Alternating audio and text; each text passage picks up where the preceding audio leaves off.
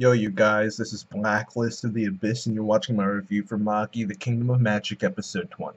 And this one was actually a pretty important episode. There's information here that was brought up that's very important to the series. But before I get to that, I guess I'll talk about what happened in the beginning of the episode. Mu activated its full Jin equip. And it looked pretty cool. It looked really cool. Um, I made the thumbnail. It's in the manga. It looked pretty cool too. He was the cover of Volume 20, I think. So if you go into Google and type in Magi Volume 20, you should see it. Um, but there aren't any spoilers because it's a volume cover of what's happening. There shouldn't be any spoilers, but still. If you want to see how it looked in the manga, I thought it looked pretty cool there too. But yeah, he activates his full Jin equip, and because he's a Fonalise and because he just doesn't have that much Magoi, his transformation only lasts for a minute. So he's a true minute man there. um, but he's still powerful though. He's real powerful. He turns himself into like a blade that can't be stopped or something that can pierce through anything, like Simone. He breaks through the first barrier. I think it was only one barrier, and he attacks Aladdin. Aladdin managed to manipulate his Borg and and stop him temporarily. But then Mu realized that his time was running out because he started to bleed from his eyes on some like Uchiha crap. But yeah, he decided to finish off his minute using his extreme magic, Bard Longinus. All right, this was like freaking like I don't even know how to describe it. It's like a giant Getsuga Tensho or something like that. Like I don't even know how to describe it. That's pretty much what it was. But Alibaba stopped it. Um, it might not be that Alibaba stopped it. It might just be that he made Mu stop it because Alibaba shows up and saves Aladdin. All right, and Alibaba reveals the fact that if the pentagram on the metal vessel gets destroyed while the metal vessel user has their full Jin equip activated, then the metal vessel will be destroyed. The Jin will probably die too. I don't see where it would go after that, like, but whatever. So he put his sword there, Amon's sword, and said that it would just melt right through Barbatos if he kept swinging. So it might just be that Mu stopped himself rather than Alibaba stopping Mu. I'm pretty sure that's what happened because. Yeah, I'm pretty. That's probably what happened because if he had legitimately stopped Mu, then wouldn't he have melted through the sword anyway, or the lance or whatever anyway? So, yeah, Mu stopped himself because Alibaba was there. And after some talking, Scheherazade ends up showing up herself no, not in the flesh as we learn later on the episode, but she really didn't show up. Her clone showed up. All right, the person people thought of as Scheherazade showed up, and her and Aladdin started talking, and Aladdin was talking about triggers and how Mohamed had already hit like certain triggers, and if he has the last trigger, then something terrifying is going to be summoned. Okay, and she says here after hearing that he might just be seeing the same thing that Yunnan sees. Right, so if she believes that. So you can tell, like, when it comes to the knowledge the Magi have of the world, Aladdin and Yunnan are probably on the top. Then Scheherazade after that, then Jadal. Just because he hasn't really shown to have, like, as much knowledge as these guys. He hasn't been alive as long. Scheherazade was, what, 268 years old? Like, Jadal is not that old. And Yunnan just happens to, he just knows a lot for some reason. I don't think that has been revealed yet in the anime. It has in the manga. I don't think it has been in the anime. And Aladdin has Solomon's wisdom. Maybe Yunnan has Solomon's wisdom. But Aladdin definitely has Solomon's wisdom, so he knows all this. So we kind of see the pecking order when it comes to the overall knowledge, the rankings of the Magi when it comes to their knowledge. And Scheherazade, she decides to go off on her own and talk with Aladdin and Alibaba and Titus. And Alibaba and Aladdin, they're trying to catch up. And Alibaba ended up mentioning at one point that he didn't want anyone to find out that he was a metal vessel user. So he kept trying to avoid Scheherazade since her being a Magi, she would be able to see the Rook and realize that he's a metal vessel user. But she ends up telling him, I wouldn't have known. And Aladdin says, "Wait, you wouldn't have known? Why? Like, is there something wrong with you? Like, are you something other than a Magi?" And Titus was like, "Oh, Aladdin, that's rude." I'm like, yeah, I'm just sitting there like, dude, Titus, you've been talking back to this woman for like 2, 3 episodes straight. You're trying to say that he's rude? Please, this this dude, he'll say whatever he wants when he's not in front of Scheherazade's face, but when he is, he changes his tune real quick. All right, this dude Titus, man, I just don't like Titus. He's like he like I said, he'll say whatever he wants when Scheherazade isn't right in front of his face, but when she is, he changes his tune like that. All right, so screw Titus. All right, but Scheherazade answers Aladdin's question, and she says that she is a clone of the real Scheherazade.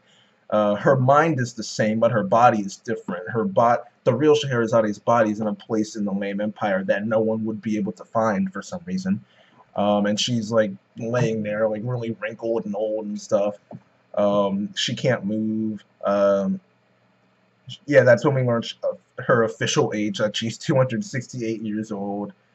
Um, and oh yeah, we got this brief clip about Mogamet and like a bunch of other magicians. Well, maybe not Mogamet, but there were a bunch of yeah, I think Mogamet was there.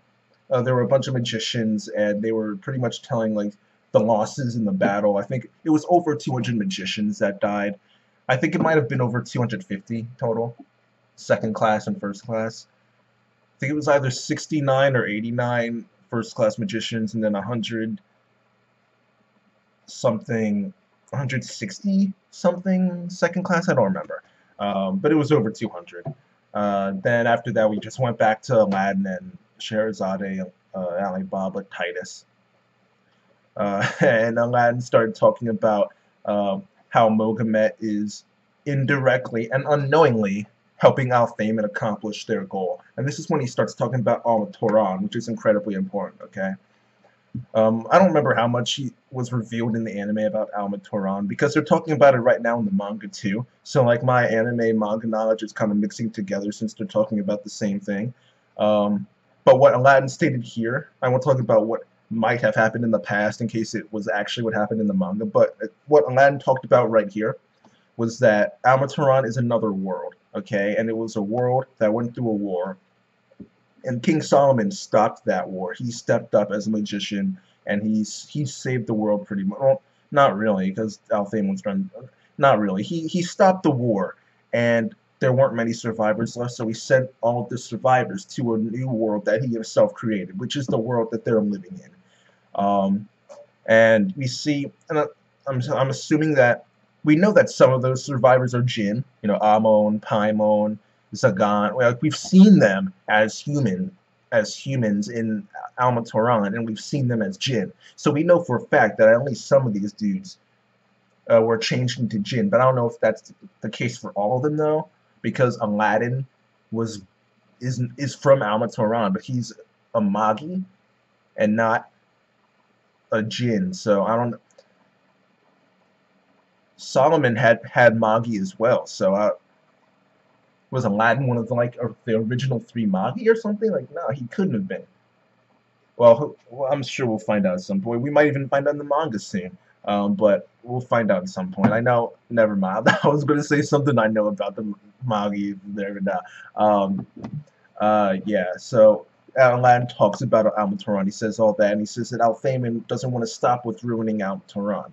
They want to destroy the other world Solomon created as well. They want to destroy this one that they're in right now. And in order to accomplish that, they need the dark spot, which is a hole in the world.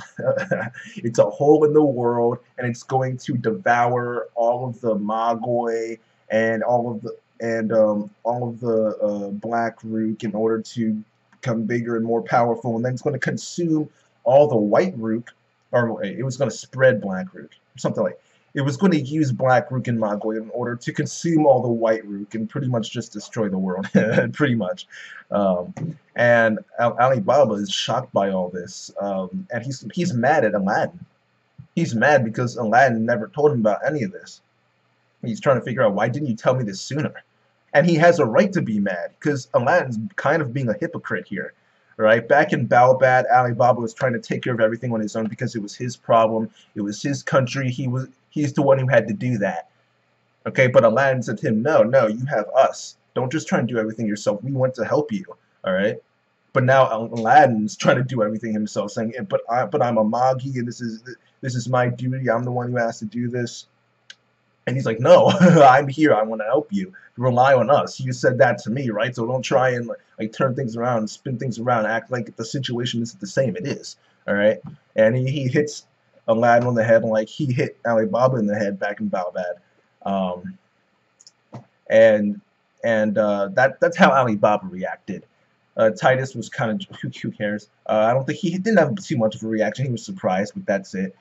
Scheherazade, after Scheherazade heard that story, she said she heard a similar story from who I'm assuming to be Yunnan. I don't think it was ever confirmed, but I'm just going to assume it's Yunnan since she compared Aladdin to Yunnan earlier, like I mentioned. But she says she's heard a similar story before.